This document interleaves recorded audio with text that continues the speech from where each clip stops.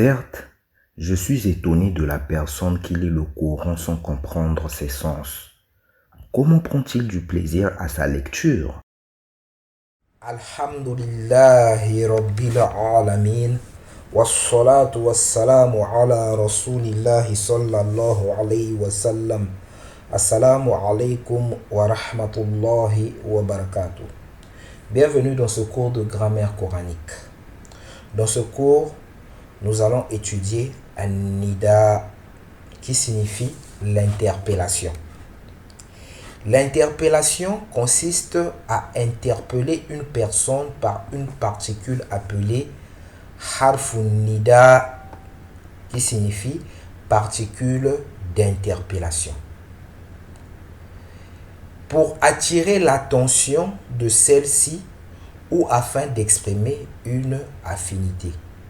Je répète, l'interpellation consiste à interpeller une personne par une particule appelée harfun nida, qui signifie particule d'interpellation. Pourquoi? Pour attirer l'attention de celle-ci ou afin d'exprimer une affinité. Il y a plusieurs hurufun nida. Il y a plusieurs particules d'interpellation qui sont aya, haya, ay, a, ya. Mais la particule la plus utilisée est la particule ya, et il est traduit par o. Le nom de la personne interpellée est appelé al-munada, l'interpellé. Exemple. Donc ici, nous parlons de l'interpellation. L'interpellation, nous avons dit, consiste à interpeller une personne avec une particule appelée harfun nida, particule de l'interpellation. Et nous avons dit qu'il y a plusieurs particules, c'est ceux qui sont là, aya, haya, ay. Mais la particule la plus utilisée, c'est le ya que nous voyons ici. Je pense que nous avons tous déjà entendu ou bien lu ça pour ceux qui lisent le Coran. Cette particule ya, ya Ibrahim, ya Moussa, ya Isa. Cette particule ya, c'est ce qu'on appelle harfun nida, qui sert à interpeller. Que signifie à interpeller? C'est-à-dire pour attirer l'attention d'une personne. Par exemple, il y a une personne qui est en train de marcher, je veux l'interpeller pour lui dire de venir. Qu'est-ce que je fais? S'il s'appelle Mohammed, je dis Ya Mohammed. Et la personne se retourne et voit, mais qu'est-ce qui m'appelle? Ou bien je suis à l'extérieur de la maison, j'ai mon fils qui s'appelle Yacoub. Je veux l'interpeller pour qu'il vienne. Je dis Ya Yacoub. Oh Jacob. Oh Yacoub. Ainsi il est interpellé, il sort et il s'approche de moi.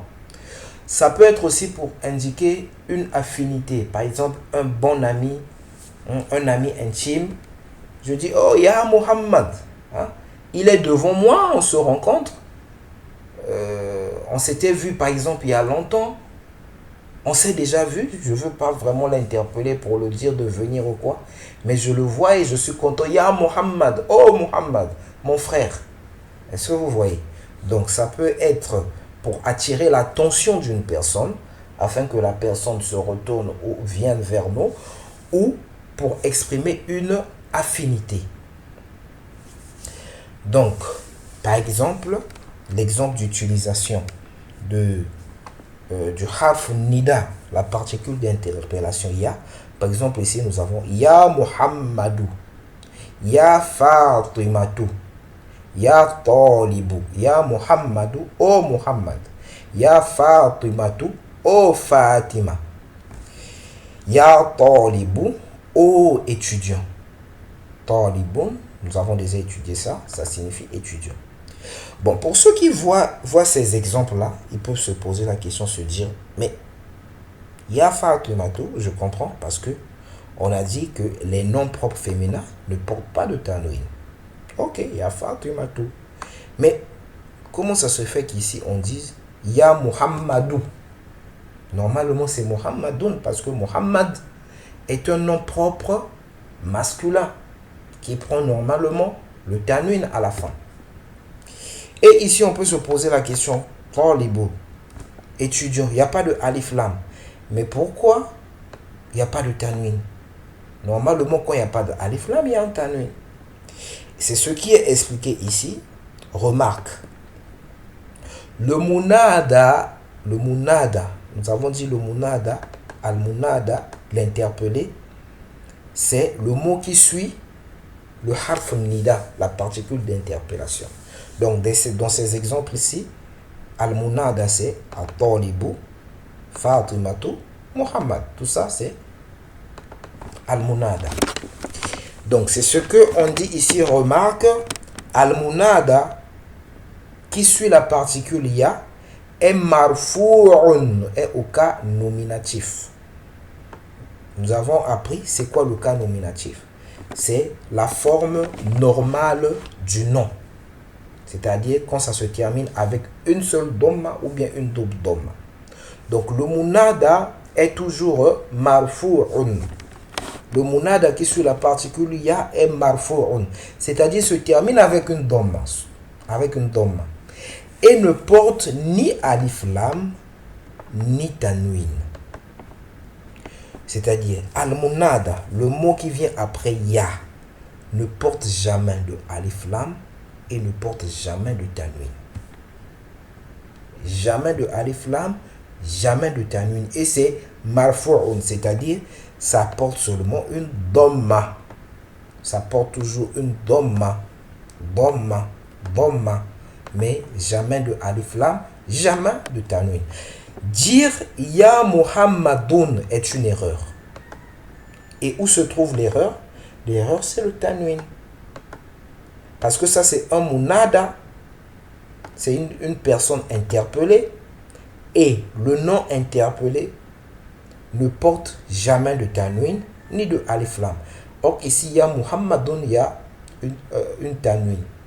Donc, il faut enlever le tanwin et dire ya Muhammadou. Par exemple, dire ya at-talibou. Oh l'étudiant. C'est une erreur. Pourquoi? Où est l'erreur? C'est le alif lam. L'erreur, c'est le alif lam. Ça ne porte jamais, al-munada ne porte jamais de alif lam ni de tanwin. Donc, la bonne manière de parler, c'est ya talibou. Oh étudiant. Il y a un étudiant un étudiant devant moi, je l'interpelle. Oh étudiant. Je dis quoi? Ya talibou. Je ne dis pas ya at-talibou, non. Parce que al-munada ne porte jamais de tanwin ni alif lam. Par exemple, Allah subhanahu wa ta'ala dit dans la sourate 11, verset 76, Ya Ibrahim a'rid an hadha. Oh Ibrahim, renonce à cela. Nous voyons ici Ya Ibrahim avec une seule quoi? Dhamma. Avec une seule dhamma. Donc,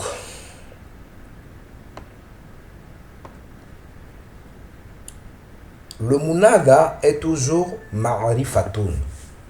Le munada, le nom qui vient après le ya, est toujours ma'rifa. C'est-à-dire, par exemple, ici, Ibrahim est ma'rifatun. C'est un nom défini. Ici, Moussa, Muhammadou est ma'rifa. C'est un nom ma'rifa. Fatimatu est un nom ma'rifa. Talibou est ma'rifa. Le nom qui vient après le harf nida est ma'rifa. C'est un nom défini. Et parmi les signes qui permettent de reconnaître qu'un nom est un ism, il y a le fait qu'un nom soit al-munada. Car seul un nom peut être al-munada. C'est-à-dire le nom qui vient après le harf nida. Dans la majorité des cas, le harf nida qu'on utilise, c'est ya. Le nom qui vient après ya, c'est un ism. Ça peut jamais être un verbe. Ça peut jamais être un verbe. Ça peut jamais être une particule. Tout mot qui vient après la particule ya est un ism. C'est pas la peine de réfléchir. Et c'est un nom ma'rifa. C'est ma'arifatun, c'est pas nakiratun. C'est un nom défini et non indéfini. Donc, en résumé, l'interpellation à nida consiste à interpeller une personne en utilisant une particule. Et la particule la plus utilisée, c'est la particule ya. On interpelle une personne pour attirer son attention ou pour exprimer une affinité. Le nom qui vient après la particule ya est appelé al-munada. Et ce nom-là ne porte jamais de tanwin et ne porte pas de alif lam. Ce nom-là porte seulement une seule dhamma. Et on dit al-munada, al-munada, le nom qui vient après la particule ya est ma'arifatun, c'est un nom défini.